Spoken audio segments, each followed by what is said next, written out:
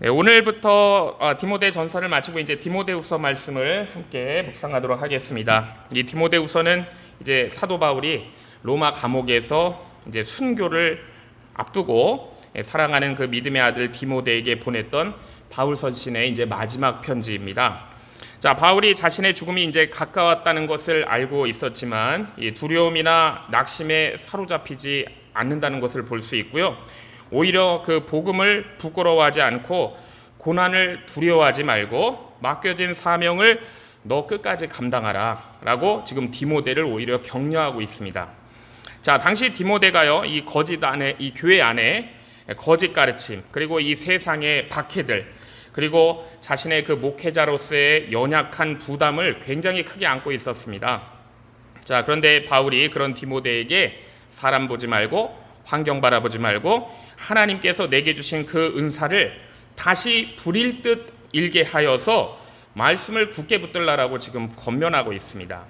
자, 우리가 흔히 이 디모데 후서를요, 바울의 임종서신이다라고 얘기합니다. 그러니까 바울이 순교를 앞두고 사랑의 믿음의 아들 디모데에게 남긴 마지막 편지이기 때문이죠. 자, 당시 이 복음의 세계가요, 굉장히 큰 위기를 맞고 있었습니다. 그동안 흔들리지 않고 진리를 지켜왔던 사도들이 이제 한 사람 한 사람은 다 세상을 떠나가게 되었고, 이제 정말 초대교회의 마지막 이 기둥과 같은 대들보라고 할 수 있는 사도 바울의 죽음마저 이제 다가오고 있는 것이죠. 자, 그런데 이제 디모데는요, 바울 없이 이제 바울이 죽은 후에 이 혼자의 힘으로 복음 사역을 감당할 자신이 없었던 것 같아요. 그런 하나님의 부르심을 포기하려고 하고 어디론가 숨어버려야 되지 않을까만큼 이렇게 깊이 침체가 되고 두려워하고 있었습니다. 자, 바로 그때에 이제 사도 바울이 정말로 특별히 사랑하는 자신의 영적인 아들 디모데에게 이 디모데 후서를 보내가지고 내가 얼마나 중요한 사람인가, 그리고 그가 가지고 있는 영적인 그 자산이 얼마나 크고 귀한 것인가를 다시 알려주고 그거를 기억하게 하는 것입니다. 자, 이 디모데는 바울이 복음 안에서 낳은 아들로 우리가 이렇게 잘 알려져 있죠. 바울이 로마 감옥에서 처형을 앞두고 디모데가 혼자서 복음 사역을 감당할 수 없을 것 같아서 두려워하면서 깊은 침체에 빠졌습니다. 자신을 가르쳐 주었고 자신을 붙들어 주었던 이제 영적인 아버지가 세상을 떠난다고 생각하니까 모든 용기, 모든 자신감을 다 잃어가고 있었던 거예요. 자, 그러면은 사도 바울이 이렇게 감옥에서 갇혀가지고 멀리 떨어져 있는 이 디모데를 어떻게 다시 일으켜 세울까라고 기도했을 거예요. 그래서 사도 바울이 이제 자신의 정말 진심과 마지막 권면을 담아가지고 디모데에게 편지를 보냈습니다. 자, 그래서 특히 이 편지는요, 이 앞부분의 인사가 굉장히 중요한 것 같아요. 첫 인사, 이 앞부분에 나오는 인사가 사도 바울이 디모데에게 들려주고 싶은 아주 굉장히 중요한 메시지가 담겨야 하기 때문입니다. 자, 그래서 1절과 2절 말씀을 다시 한번 읽어보면은요, 자, 이렇게 기록하고 있습니다. 하나님의 뜻으로 말미암아 그리스도 예수 안에 있는 생명의 약속대로 그리스도 예수의 사도된 바울은 사랑하는 아들 디모데에게 편지하노니 하나님 아버지와 그리스도 예수 우리 주께로부터 은혜와 긍휼과 평강이 내게 있을지어다 라고 인사했습니다. 그러니까 사도 바울이 먼저 이제 또 자신을 소개하면서 가장 먼저 강조하고 있는 것이 뭐냐면 생명의 약속을 강조하고 있어요. 생명의 약속.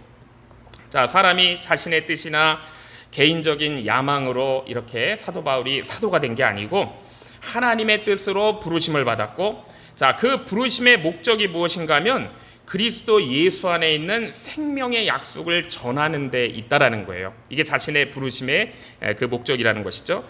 자, 비록 지금 자신이 감옥에 갇혀서 죽음을 앞두고 있는 형편이지만, 자, 이 생명의 약속은 결코 사라지지 않는다는 것입니다. 복음을 전하던 사람이 이제 복음을 전하다가 죽을 수도 있는 거예요. 그러나 예수 그리스도 안에 있는 이 생명의 약속은 영원한 것이다라는 것이죠. 자, 제가 어렸을 때요, 우리 성도님도 혹시 아시는지 모르겠지만 이명래 고약이라는 게 있었습니다. 이명래 고약. 자, 이 유명한 고약이 있었는데 저도 몇 번 사용해 봤어요. 자, 당시에는 이 몸의 종기, 이 등이나 막 이렇게 배에 나는 경우가 있었는데 저도 엄지 손톱만하게 큰 구멍이 생길 정도로 큰 종기가 난 적이 있어요. 이 종기가 곪으면은요, 옛날엔 죽은 사람도 있다고 제가 들었습니다. 자, 통증이 너무나 심해요. 이 고통스러워요. 자, 그런데 이 이명래 고약을 사서 환부에다가 딱 붙여놓으면 고름을 쫙 빨아들여가지고 종기가 치료되는 경우가 굉장히 많았어요. 이거 제가 약장수 같은데요. 자, 그런데 지금은 병원이 워낙 많아가지고 이게 이제 그때만큼 이런 고약들이 사용되지는 않고 있습니다. 자, 그런데 언젠가 신문을 보니까요, 이 이명래 고약의 창업자가 이명래 씨였겠죠. 그 이명래 씨의 아들 그리고 사위, 손자들까지 대를 이어서 이 고약을 계속 만들고 있다는 그런 내용을 보았습니다. 지금도 이명래 고약이 있어요. 조금 달라지긴 했지만. 자, 그러니까 이 가족은요, 이 고약 만드는 일, 이거를 어떻게 생각해 보면 단순히 그냥 이 돈 벌기 위한 사업으로만 생각하지 않은 것 같아요. 자, 사람들이 이 고통을 치료하는 일, 그러니까 집안 이 대를 이어가지고 우리가 책임져야 되는 사명이다, 이렇게 여기고 있었던 것 같아요. 자, 만약에요, 수많은 사람을 죽음으로 몰고 가는 어떤 무서운 질병이 세상에 퍼졌는데, 자, 그 질병을 치유할 수 있는 유일한 치료법, 자, 이것을 어느 스승 한 명하고 딱 제자만 알고 있다고 한번 생각을 해보세요. 자, 그 스승과 제자는 자신들이 알고 있는 이 치료법을 어떻게 생각할까요? 아, 이건 그냥 단순한 지식이다라고 생각하지 않을 거예요. 자, 우리가 이걸 이용해서 돈 벌기 위한 수단으로 해야 되겠다라고 여기지 않을 겁니다. 자, 그것을 마치 오늘 본문에 나오는 표현으로 하면 생명의 약속으로 생각할 거예요. 다른 사람들이 알아주든지 알아주지 않든지, 내가 이걸로 돈을 많이 벌든지 적게 벌든지, 자, 이 사람 살리는 일에 온 힘을 다할 거예요. 자, 그렇기 때문에 스승이 그 일을 감당하다가 이제 죽게 되면은 이제 그 치료 방법과 사명을 제자에게 물려줄 거예요. 그리고 그 제자도 살아있는 동안에 열심히 사명 감당하다가 죽게 되면은 또 자신의 충성된 제자한테 그것을 전해줄 것입니다. 자, 그렇게 해서라도 이 치료법이 절대로 사라지지 않게 하고, 그래서 한 사람이라도 이 정말 무서운 질병에서 건져내려고 할 거예요. 자, 왜냐하면 그들에게 맡겨진 것이 개인의 성공이나 명예를 위한 그런 지식이 아니고 사람의 생명을 살리는 그런 지식이고 일이기 때문이죠. 자, 그러니까 지금 오늘 본문의 사도 바울이 자신과 디모데의 관계를 지금 그렇게 보고 있는 거예요. 자, 지금 온 인류가, 모든 사람들이 죄라는 무서운 병에 걸려 있어가지고 지금 다 시름시름 죽어가고 있는 거예요. 영원한 멸망으로 가고 있습니다. 자, 이 죄라는 것이 단순히 인간의 우리의 삶을 조금 불편하게 만드는 그런 문제가 있는 게 아니에요. 자, 죄는 인간을 창조주 하나님으로부터 멀어지게 하는 것이고 결국은 영원한 사망에 이르게 하는 정말로 치명적인 바이러스고 이게 질병인 거잖아요. 자, 그런데 인간에게는 이 죄를 스스로 치료할 수 있는 방법이 없습니다. 세상의 지식이나 철학이나 종교나 우리 인간의 선행으로도 이 죄의 문제를 해결할 수가 없는 거예요. 자, 그런데 하나님께서 이 죄 문제를 해결할 수 있는 그 기술을 사도 바울에게 맡겨주셨고, 또 사도 바울은 그 기술을 디모데에게 전수해 준 거예요. 이 생명의 약속, 복음입니다. 자, 그런데 이제 세상이 어떻게 돌아가고 있냐면 세상이 점점 더 악해지고 있어요. 복음에 대해서 더욱더 적대적으로 세상이 변하고 있어요. 자, 그래서 사람들은 나에게 왜 복음이 필요한가, 이것을 인정하려고 하지 않고 있습니다. 자, 그래서 한때 바울 곁에서 열심히 동역했던 사람들 가운데에서도 이 고난이 찾아오게 되니까 이 바울을 떠나고 등을 돌린 사람들이 참 많았어요. 자, 급기야 바울은 이제 복음을 전하다가 이 복음을 전했다는 이유로 지금 감옥에 갇혀 있는 것이고요. 이제는 사형을 앞두고 있는 것입니다. 자, 이게 인간적으로 보면은, 그러니까 이 복음 사역이 완전히 실패한 것처럼 보이는 그런 상황이에요.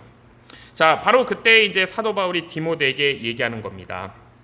세상 사람들이 우리가 지는 이 지식의 가치를 모른다고 하더라도 우리 자신이 이 생명의 진리를 포기할 수는 없다라고 얘기하는 거예요.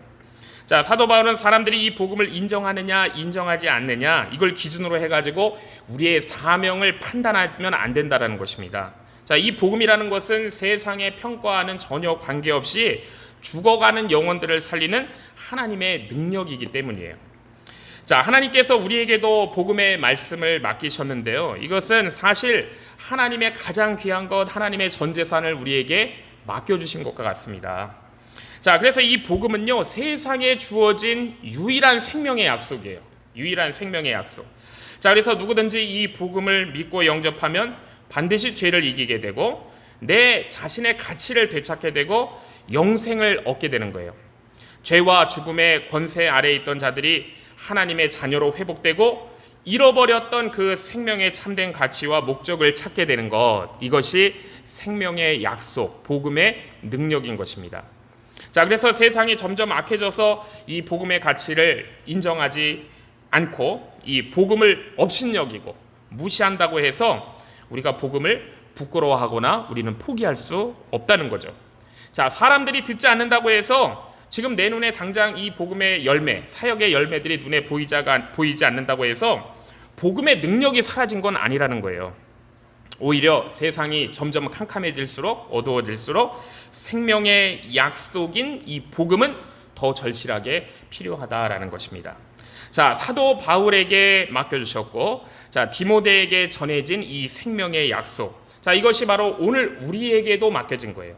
자, 그러므로 우리가 어떤 상황에서도 우리가 이 복음을 굳게 지켜야 되고 죽어가는 영혼들에게 우리가 이 생명의 약속의 복음을 전해야 되는 것입니다.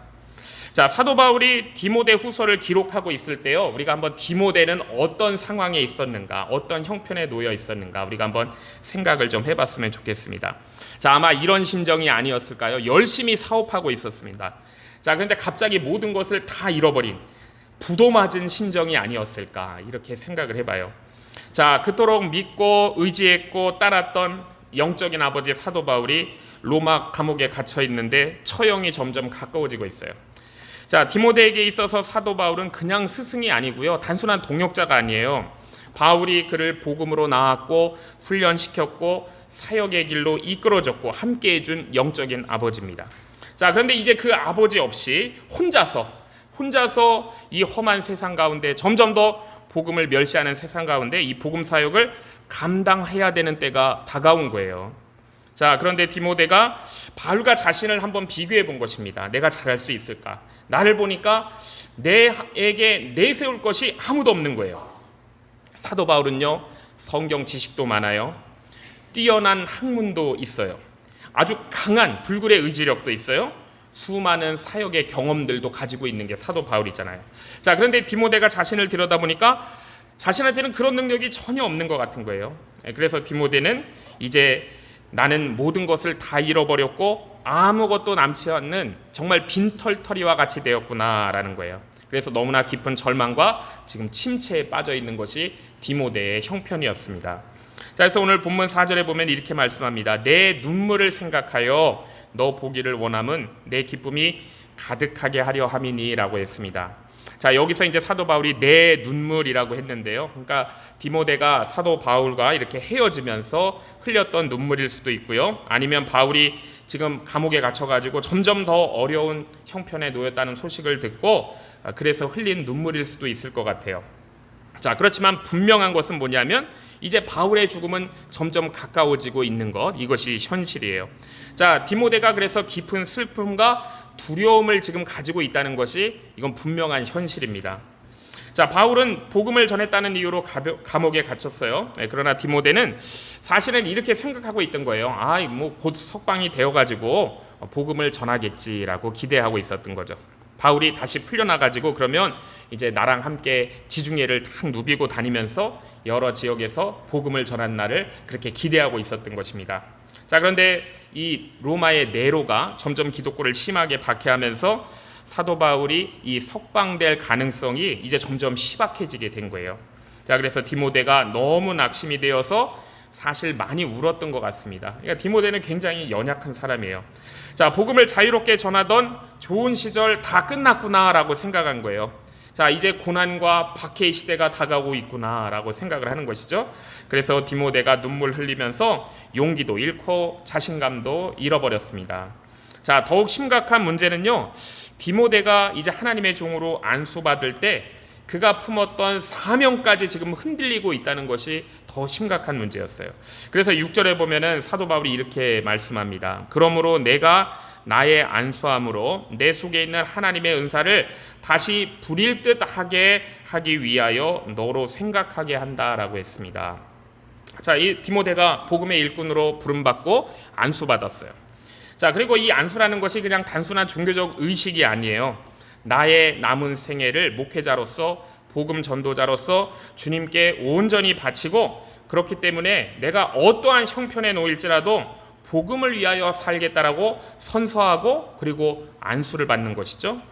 자, 또한 교회는요, 이 디모데의 그 부르심과 은사를 인정하면서 그를 복음 사역자로 세운 사건, 이것이 디모데의 안수 사건이에요. 자, 그리고 그때 디모데의 마음에는 뜨거운 감동이 있었고 자신이 부름받은 사명에 대한 분명한 확신이 있었던 게 맞습니다. 자, 그런데 이제 사도 바울이 이 지경이 되어버리니까 그 부르심까지 지금 희미하게 되어버리고 이 자신감이 다 잃어버린 거예요. 자신의 능력으로는 나 혼자는 이 사명을 감당할 수 없겠다, 이렇게 자신감을 잃게 된 것이죠. 자, 복음을 위하여 살겠다고 다짐했던 처음에 그 감격도 다 식어버렸어요. 자, 물론 그의 안에 지금 말씀에서 나오는 것처럼 하나님의 그 은사가 완전히 사라진 것은 아니에요. 어떻게 보면은 마치 식어가는 불꽃의 저 시커먼 재 속에 아직 그 불씨가 살아있기는 한 것 같아요. 그렇지만 점점 약해지고 있는 것이죠. 그래서 사도 바울은 디모데에게 어떤 너 새로운 은사를 받아라, 이렇게 얘기하지 않습니다. 디모데 안에 이미 있는 하나님의 은사를 다시 불일 듯 그렇게 일으키라라고 명령을 하고 있어요. 자, 그렇다면은 이렇게 주의 종으로 부르심을 받고 그 부르심을 포기하게 될 정도로 낙심하게 되는 때는 언제일까? 한번 우리가 생각을 해봅니다. 분명히 하나님의 종으로 부르심을 받았어요. 자, 그런데 그걸 포기하고 싶을 정도로 낙심하게 되는 때는 언제일까요? 자, 이럴 것 같아요. 아무리 열심히 사역을 했는데 정말 기대했던 만큼 이렇게 그 전도라든지 부흥의 열매가 나타나지 않으면 낙심하게 될 것 같아요. 예를 들어서 10년 동안 이렇게 작은 동네 뭐 이런 데 가서, 저 시골에 가서 열심히 10년 동안 개척교회를 섬겼습니다. 자, 그런데 교인들이 전혀 늘지 않아요. 적은 수에 계속 머물러 있어요.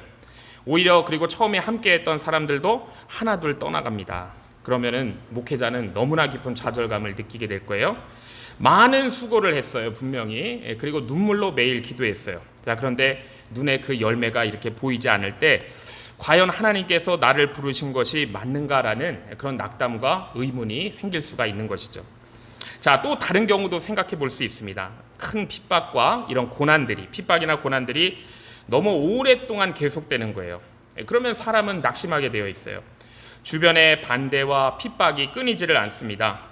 그러면서 물질적인 어려움도 장기간 계속돼요. 그러면 아무리 믿음이 좋은 사람도 지쳐버릴 수 있는 것이죠. 그리고 때로는 교회 안에서 자신을 반대하고 끊임없이 대적하는 사람들이 있어가지고 아주 힘이 들게 되는 거예요. 그러면은 이 복음을 전하는 일보다 사람들과의 갈등을 해결하는 일에 더 많은 힘을 거기에 쏟게 되다 보니까 마음과 육체가 점점 지쳐가게 되는 것이죠. 그러면 큰 스트레스를 받다 보면은 내가 이 복음 사역을 포기하고 다른 길을 가야 되는 것은 아닐까 하는 그런 생각까지 들 수가 있는 거예요. 자, 디모데 역시 자신에 대해서 매우 부정적인 평가를 하고 있었습니다. 그의 아버지가 헬라인이고 어머니는 유대인이에요. 따라서 유대 사회에서 완전한 유대인으로 인정받지도 못하고 헬라 사회에서도 온전한 헬라인으로 받아들여지기 어려운 배경이었어요. 물론 두 문화 사이에 있기 때문에 그의 그런 가정 배경이 사역의 장점도 될 수 있었지만, 그렇지만 지금 낙심한 이 디모데에게는요, 그런 것들이 다 자신의 결점처럼, 아주 이 단점처럼 그렇게 여겨졌던 거예요. 더구나 디모데는요, 바울과 같이 세상 학문을 많이 공부한 것도 아니고 정통 그런 랍비 교육을 받은 사람도 아니에요. 집안에 무슨 재산이 있는 것도 아니고 세상적으로 자기가 뭔가 내세울 만한 기술이나 그런 것이 있는 것도 전혀 아니에요. 자, 그가 이 디모데가 자신의 형편을 그냥 세상적인 눈으로 보게 되니까 사람들 앞에 내가 내세워서 이 복음 사역할 수 있는 게 아무것도 없는 거예요. 자, 그래서 이제 디모데는 내가 누구인가? 내가 사도 바울 없이, 나의 영적인 아버지 없이 내가 무엇인가를 할 수 있는가? 자, 내가 이 복음 사역을 계속적으로 감당할 자격이 있는 것인가? 나에게 능력이 있는 것인가? 이걸 계속 고민하게 된 거예요. 자, 그래서 심각한 정체성의 혼란에 빠지게 된 것이 바로 디모데였습니다. 자, 이때 이제 사도 바울이 디모데가 하나님 나라와 이 복음 사역을 위해서 내가 얼마나 중요한 사람인지 그거를 깨닫게 해주고 있는 거예요.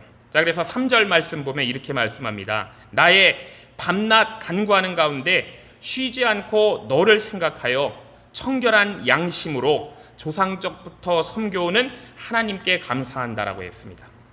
자, 사도 바울이 밤낮으로 기도하면서 쉬지 않고 디모데를 기억했대요.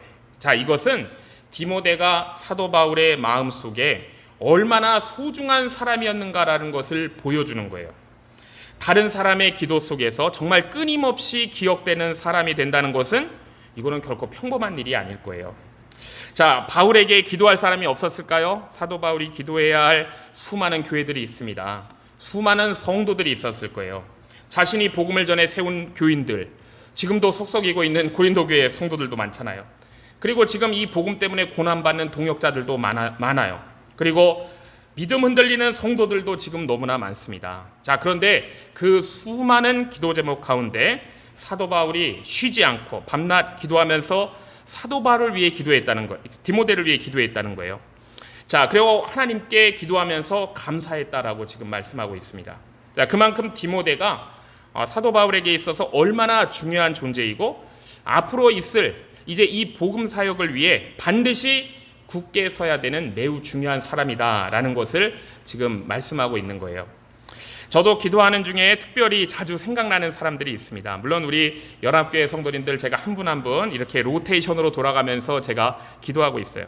자, 그러면서 또 비록 또 저의 이렇게 아는 사람들 중에 주목받는 사람들은 아니지만 지금도 열심히 묵묵히 하나님 나라와 복음을 위해서 자신이 맡겨진 자리에서 사명 감당하고 있는 사람들이 있습니다. 자, 만일 그 사람들이 이 큰 위치는 아니지만 그 자리에서 무너지게 되면은 어떻게 보면은 그 지역의 그 교회에 기둥뿌리가 뽑히게 되는 거예요. 큰 이런 빈자리가 생기고 복음의 공백이 생길 수 있는 너무나 중요한 사람들이 있거든요. 자, 그들이 언제나 그 말씀의 자리를 지켜야 돼요. 그들이 언제나 그 기도의 자리를 지켜야 됩니다. 사람들이 알아주지 않아도 맡겨진 일에 충성스럽게 감당해야 되는 그 사명자들이 있어요. 그러니까 그들을 위해 매일 기도하고 있어요. 자, 그런 사람은 하나님 일에 너무나 소중한 사람들이에요. 그래서 자연스럽게 저의 기도 속에 그들을 생각하고 기도하게 되는 것이죠. 자, 사도 바울은요, 하나님께서 이 디모데를 얼마나 귀하게 보고 계시는지를 지금 일깨워주고 있는 거예요. 디모데의 가치는 세상적인 학력으로 보면 안 돼요. 그가 가지고 있는 재산으로 보면 안 돼요. 이 사람들이 알아주는 명성으로 결정되는 것이 아니고 하나님께서 그를 부르시고 복음을 맡기셨다는 그 사실에 있다는 거예요. 이게 디모데의 가치인 것입니다. 자, 그러면서 바울은 디모데가 이미 가지고 있는 또 놀라운 영적 그 재산, 그 유산을 소개하고 있습니다. 자, 5절에 보면은 이렇게 말씀하고 있어요.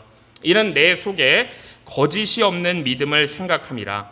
이 믿음은 먼저 내 외조모 로이스와 내 어머니 유니게 속에 있더니 내 속에도 있는 줄을 확신한다라고 했습니다.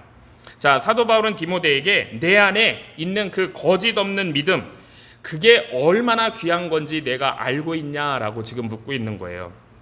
자, 여기서 이 거짓 없는 믿음이라는 것은 연약함이나 부족함이 전혀 없는 그런 완벽한 믿음을 얘기하는 게 아니에요. 그러니까 사람들에게 보이려고 하는 그런 위선적인 믿음을 얘기하는 게 아닙니다. 자신의 정말 이 심중, 마음 중심에서 하나님을 진실하게 신뢰하는 믿음, 이게 거짓 없는 믿음이에요. 자, 하나님의 있는 말씀을 있는 그대로 받아가지고 순종하려는 믿음, 이게 거짓 없는 믿음이에요. 그러니까 하나님께서 보실 때 이런 거짓 없는 믿음은 이 가치로, 돈으로 이 값을 매길 수가 없는 엄청나게 위대한 영적 유산인 것입니다. 이게 재산이죠. 자, 우리가 이 보석이라는 것이 순도가 높으면 높을수록 그 가치가 매우 높아지는 것처럼 거짓이 섞이지 않고 위선이 섞이지 않는 이 진실한 믿음은 이 엄청난 이 순전한 다이아몬드보다 훨씬 더 가치 있는 거예요. 자, 사실 사도 바울은요, 여러 지역을 다녔습니다. 여러 지역을 다니면서 수많은 사람들의 신앙을 보아온 사람이에요. 자, 그 중에는요, 인간적인 욕심과 세상의 철학을 섞어놓은 신앙도 봤을 거예요. 자신의 명예나 유익을 얻기 위해서 복음을 이용해 먹는 사람들도 봤을 거예요. 또 잘못된 교훈을 독버섯처럼 교회 안에 퍼뜨려가지고 수많은 영혼을 병들게 하는 그런 신앙도 봤을 것입니다. 자, 그리고 그렇게 한번 왜곡돼 버린 신앙이 다시 바른 말씀 위에 세워진다는 것이 얼마나 힘들고 어려운 일인지를 사도 바울은 누구보다 잘 알고 있는 사람이에요. 자, 그런데 디모데의 신앙을 뭐라고 얘기하고 있냐면 불순물이라고는 전혀 섞여 있지 않은 순수한 말씀 그대로의 신앙이다라고 얘기하고 있는 거예요. 자, 우리 예수님의 제자들도요, 이 처음부터 순전하고 담대한 그런 믿음을 가진 사람들이 아니었습니다. 예수님 돌아가시고 부활했는데도 그러지 못했어요. 그래서 예수님께서는 이 부활을 믿지 못하고 의심하는 제자들을 향해서 미련하고 선지자들이 말한 모든 것을 마음에 더디 믿는 자들이요 라고 이렇게 책망하셨잖아요. 자, 그만큼 우리 인간의 마음은요, 하나님의 말씀을 있는 그대로 받아들이는 것이 굉장히 어려운 일이에요. 이게 쉽지가 않습니다.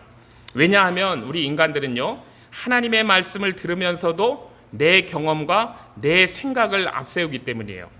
자, 눈에 보이는 내 형편 때문에 말씀을 의심하기 때문입니다. 자, 그런데 디모데의 신앙이 달랐다는 거예요.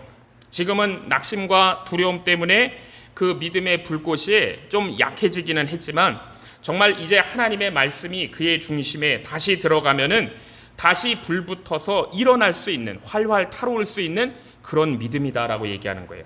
자, 그래서 사도 바울은 디모데에게 내 안에 있는 이 거짓 없는 믿음이 얼마나 소중한 것이고 내가 물려받은 이 영적인 유산이 얼마나 위대한 것인지 깨달으라 라고 지금 명령을 하고 있는 거예요.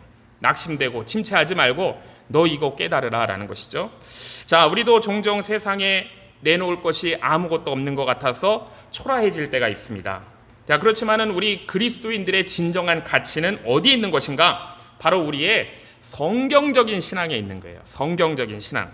자, 그리고 우리가 그 성경적인 신앙을 통해서 말씀을 통하여 변화되고 있는 우리의 속사람, 우리의 인격에 엄청난 가치가 있는 거예요. 자, 그리고 이 가치는요, 결코 이 세상의 돈으로 값을 따질 수가 없는 너무나 귀한 것입니다. 자, 그래서 우리는요, 이걸 자랑해야 돼요. 이걸. 자, 성경적인 신앙과 그 말씀으로 인해서 우리의 인격이 속사람이 변화되고 있는 것을 우리는 자랑해야 되는 것이지 세상 사람들과 가진 것을 똑같이 놓으면서 그걸 자랑하면 안 되는 사람들이 우리 그리스도인들이에요. 자, 또한 오늘 본문 12절을 보면은요, 이 말씀은 디모데뿐만이 아니라 자, 오늘 우리들에게도 무엇이 정말 중요한지를 다시 깨닫게 해주는 말씀입니다. 우리에게 맡겨진 것이 무엇인가? 자, 그것을 맡기신 분이 누구인가? 이걸 생각하라는 말씀이 오늘 본문 12절 말씀이에요. 우리 한번 같이 읽어보도록 하겠습니다. 시작. 이를 인하여 내가 또 이 고난을 받되 부끄러워하지 아니함은 나의 의뢰한 자를 내가 알고 또한 나의 의탁한 것을 그날까지 정하 능히 지키실 줄을 확신함이라. 아멘. 자, 사도 바울은 여기서 처음에 이야기했던 그 생명의 약속, 1절에서 얘기했던 생명의 약속으로 다시 돌아가서 얘기하고 있는 거예요. 주님께서 바울과 디모데에게 맡기신 것은 그냥 시시한 그런 세상 지식 따위가 아니고 그런 교훈 따위가 아니라 죄 가운데 죽어가고 있는 그 사람들을 살릴 수 있는 생명의 처방을 맡기셨다는 거예요. 그게 바로 예수 그리스도의 복음이다라는 것입니다. 자, 이것은 그냥 세상에서 흔히 얻을 수 있는 지식이 아니고 오직 하나님의 아들 예수 그리스도께서 사도 바울 그리고 디모데 우리 믿는 자들 이 땅에 있는 교회들에게 특별하게 맡기신 거예요. 자, 그렇기 때문에 이 복음의 가치는 우리가 세상의 지식이나 명예나 무엇과도 비교할 수 없는 거예요. 자, 그럼에도 불구하고 세상적인 그런 관점에서 보니까 디모데는 자신이 내가 아무것도 가진 것이 없구나라고 그렇게 생각하게 된 거예요. 자, 그런데 오늘 우리도요, 우리가 이렇게 정체성의 혼란을 우리도 겪을 수가 있습니다. 자, 우리가 하나님 앞에서 보면은요, 너무나 존귀한 자들인 것 같아요. 자, 그런데 우리가 세상적인 관점으로 세상에 나가서 보면 아무것도 아닌 것 같아요. 자, 그래서 우리는요, 이럴 때 하나님의 말씀을 가지고 우리가 깊이 오래오래 생각을 해봐야 되는 거예요. 묵상해야 되는 것입니다. 자, 그래서 바울은 디모데에게 뭐라고 얘기하냐면 6절 끝에 보면은 너로 생각하게 하려 하노니라고 했어요. 자, 우리가 하나님 앞에서 내 자신이 누구인지를 많이 생각해 봐야 돼요. 하나님을 보실 때 나는 어떤 사람인가? 이게 중요한 거잖아요. 그리고 하나님한테 많이 물어봐야 되는 거예요. 하나님, 제가 누구인가요? 제가 하나님 앞에서 어떤 사람인가요? 이렇게 물어봐야 돼요. 자, 그래서 우리의 모습을 하나님 앞에서 하나님이 기뻐하시는 모습으로 제대로 만들어가야 되는 것입니다. 자, 이제 바울은요, 디모데가 이 편지를 읽고 이 하나님의 말씀을 다시 붙들면 그의 안에 있는 그 영적인 은사가 반드시 불일 듯 일어날 것이다라는 것을 확신하고 있어요. 자, 그 이유는 앞에서도 얘기했지만 이 디모데의 그 믿음이 거짓 없는 믿음이기 때문이에요. 거짓 없는 믿음의 장점은 무엇인가? 바른 말씀이 그의 심령 가운데 떨어지면은 다시 불이 붙는다는 것이 이 거짓 없는 믿음의 장점이에요. 자, 그래서 6절 말씀을 한번 보면은요. 그러므로 내가 나의 안수함으로 내 속에 있는 하나님의 은사를 다시 불일 듯하게 하기 위하여 너로 생각하게 하노니라고 했습니다. 자, 사도 바울이 디모데한테 너 새로운 은사 좀 받아야 되겠다라고 얘기하지 않습니다. 이미 내 안에 있는 하나님의 은사를 다시 불일 듯하게 하라라고 지금 말씀하고 있어요. 자, 그 이유는 뭐냐면 디모데의 은사가 사라져버린 것이 아니고 지금 그 은사가 있는데 낙심과 두려움 때문에 가려져 있기 때문이에요. 자, 우리 안에도 이런 부흥의 불길이 붙어야 되는 것입니다. 마귀가 우는 사자처럼 삼킬 차를 두루 찾고 있을 때 우리가 말씀과 성령으로 우리의 믿음이 뜨겁게 일어서야 사탄의 공격을 능히 물리칠 수가 있는 거예요. 자, 우리 7절 말씀 한번 보겠습니다. 7절 보면은 하나님이 우리에게 주신 것은 두려워하는 마음이 아니요 오직 능력과 사랑과 근신하는 마음이다라고 했습니다. 자, 우리가 때때로 의기소침하고 자신감을 다 잃어버리면서도 이거는 내가 겸손한 것 같아라고 생각하기 쉬워요. 자, 그렇지만은 그런 겸손은 하나님이 주신 마음이 아니에요. 그건 겸손이 아니죠. 자, 하나님이 주시는 겸손은 두려워하는 마음이 아니고 오직 능력과 사랑과 근신하는 것. 자, 이것이 진정한 하나님 앞에서의 겸손입니다. 능력과 사랑과 근신하는 거예요. 자, 우리가 비겁한 것을 겸손하다고 얘기하면 안 됩니다. 우리의 겸손은 그러니까 담대한 겸손이에요. 담대한 겸손. 자, 이제 사도 바울이 디모데에게 담대하게 너 복음과 함께 고난을 받으라 이 명령하고 있습니다. 자, 8절 말씀 한번 보겠습니다. 8절입니다. 시작. 그러므로 내가 우리 주의 증거와 또는 주를 위하여 갇힌 자 된 나를 부끄러워하지 말고 오직 하나님의 능력을 조차 복음과 함께 고난을 받으라 라고 했습니다.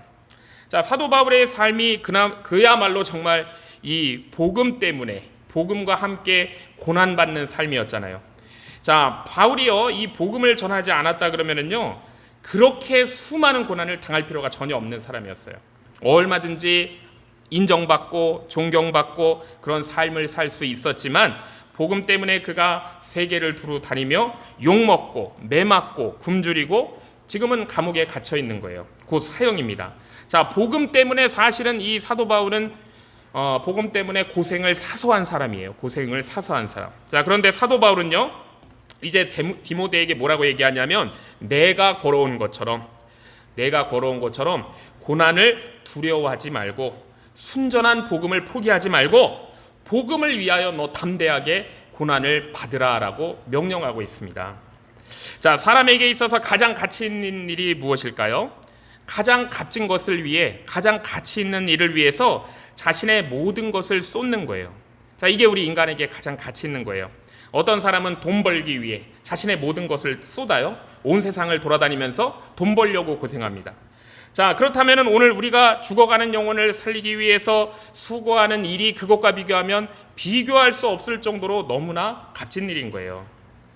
제가 어렸을 때 저희 동네에는 가끔 이런 사람들이 왔었습니다. 고장난 시계나 전축 삽니다 라는 사람이 있었어요. 자, 그 사람들은 이거 버리려던 것인데 그걸 고쳐가지고 그걸 다시 되팔아서 수익을 남기는 사람들이에요. 고장난 시계나 전축 사는 사람. 자, 그렇지만은 우리는요 죄로 죽어가는 영혼인데, 자, 그 영혼이 복음으로 인해서 살게 된다 그러면 뭐 이것과는 비교할 수 없이 너무나 가치 있고 값진 열매를 맺게 되는 거예요. 자, 사도 바울은 11절에서 그래서 이렇게 말씀합니다. 내가 이 복음을 위하여 반포자와 사도와 교사로 세우심을 입었다라고 했어요. 자, 그러면서 사도 바울이 자신이 고난받으면서까지 이 복음이 이제 무엇인가? 내가 왜 고난받으면서까지 이 복음을 전했는가? 이 복음이 무엇인지에 대해서 9절부터 10절까지 다시 설명을 하고 있습니다. 디모데한테 복음이 무엇인지 우리도 한번 9절부터 10절까지 다시 한번 읽어보겠습니다. 시작. 하나님이 우리를 구원하사 거룩하신 부르심은 우리의 행위대로 하심이 아니요 오직 자기 뜻과 영원한 때 전부터 그리스도 예수 안에서 우리에게 주신 은혜대로 하심이라. 이제는 우리 구주 그리스도의 예수의 나타나심으로 말미암아 나타났으니 저는 사망을 패하시고 복음으로써 생명과 썩지 아니할 것을 드러내신지라 라고 했습니다. 자, 그러니까 구원이요 우리의 행위로 받는 것이 아니다라고 말씀하세요. 자신의 행위와 공로로 구원받으려는 사람은 결국 실패할 수밖에 없는 거예요. 왜냐하면 우리가요 아무리 선하게 살려고 노력해도 거룩하신 하나님 앞에 우리는 완전한 의를 이룰 수가 없기 때문이에요. 자, 그렇기 때문에 우리의 구원은 오직 하나님의 뜻에 있고 그리스도 예수 안에서 주신 은혜로 우리의 구원이 이루어진다라는 것입니다. 자, 그래야 누구도 자기 자신을 자랑할 수가 없어요. 오직 모든 감사와 영광을 오직 하나님께 100% 돌릴 수 있는 것입니다. 자, 예수님께서 십자가와 부활을 통해서 사망의 권세를 깨뜨리셨어요. 자, 이것이 예수님께서 사망을 패하셨다라는 말씀의 뜻입니다. 자, 그리고 그 십자가 복음을 통해 우리에게 생명을 주시고 썩지 않을 것, 영원히 썩지 않을 것을 주신 거예요. 자, 이 세상의 모든 것들은 결국은 다 낡아질 것이고 썩어 없어지게 될 것이에요. 그렇지만 우리가 예수 그리스도 안에서 얻게 되는 것들은요 다 영원한 거예요. 모두 다 영원하고 썩지 않을 것이다 라는 것입니다. 자, 그러면서 이제 디모데에게 아주 강하게 명령을 합니다. 13절에서 14절을 보면은요 너는 그리스도 예수 안에 있는 믿음과 사랑으로서 내게 들은 바 바른 말을 본받아 지키고 우리 안에 거하시는 성령으로 말미암아 내게 부탁한 아름다운 것을 지키라 라고 이렇게 명령하고 있어요. 자, 이제 디모데는요 바울이 없어도 이 아름다운 것을 지켜야 돼요. 여기서 지키라는 말이 2번 나오는데요. 한 번은 지키라는 것은 이 말씀대로 너는 살아야 된다라는 뜻이고 또 한 번 지키라는 것은 너는 이 복음을 사수해야 된다라는 거예요. 그 복음대로 살고 그 복음을 지키고 전해야 되는 거예요.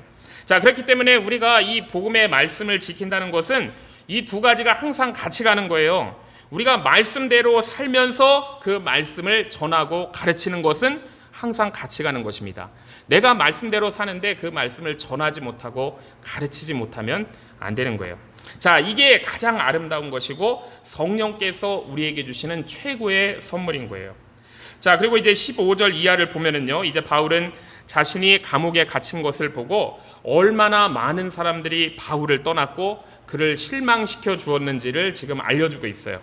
자, 그 중에 부겔로라는 실명이 나오고 또 헤모게네라는 이런 실명을 언급하고 있습니다. 자, 이 사람들이 뭐 우리가 이름만 들어서 어떤 사람인지 알 수 없지만 당시 사람들은 이름만 들으면 다 알 수 있는 아주 유명했던 사람인 것 같아요. 자, 그런데 이들이 어떤 사람이냐면요, 복음을 부끄러워한 사람들이었어요. 복음을 부끄러워한 사람들.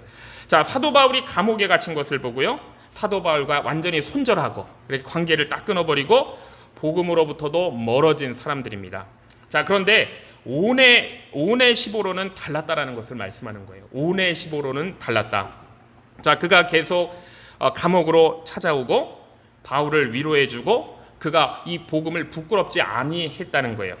자, 많은 사람들이 지금 떠나고 있는 상황에서도 오네시보로의 이 방문과 섬김은요, 감옥에 갇힌 사도 바울에게 너무나 큰 위로를 주고 힘을 줬다는 거예요. 자, 그러나 이제 더 중요한 것은 무엇인가? 이렇게 오네시보로가 사도 바울에게 큰 위로가 되고 힘이 됐지만 바울에게 그것보다 더 큰 위로는 무엇인가? 이게 이제 오늘 본문의 질문이 될 수 있어요. 바울에게 그것보다 더 큰 위로는 무엇인가? 이 사랑하는 아들, 영적인 아들 디모데가 이제 자신의 가치를 회복하고 다시 힘을 내서 복음의 일꾼으로 서는 것, 이것이 사도 바울에게 가장 큰 위로가 되고 이것이 선물인 것이죠.